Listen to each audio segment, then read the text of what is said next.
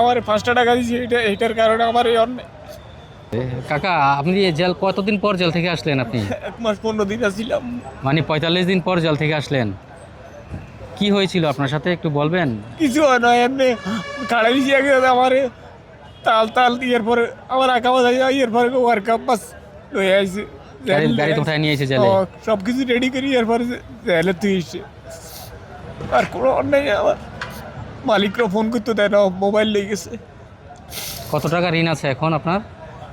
এটা খুব হিটা বলি লাভ কি, আমার 1 টাকায় মানুষের থেকে নিয়েছি। নতুন গেছিলেন আপনি? কতদিন হয়েছে সৌদি আরব গেছেন?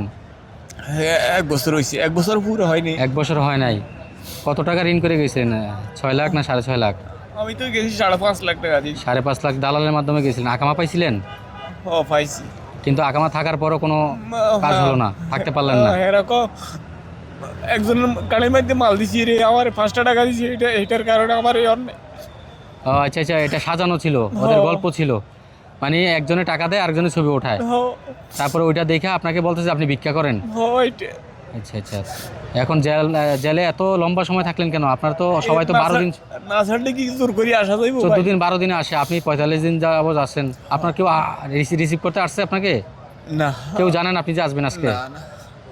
কিছু নাই, আনি না যাবো। আপনি 5,50,000 টাকা দিয়ে গেছেন। কয় টাকা পাঠাইতে পারছেন দেশে?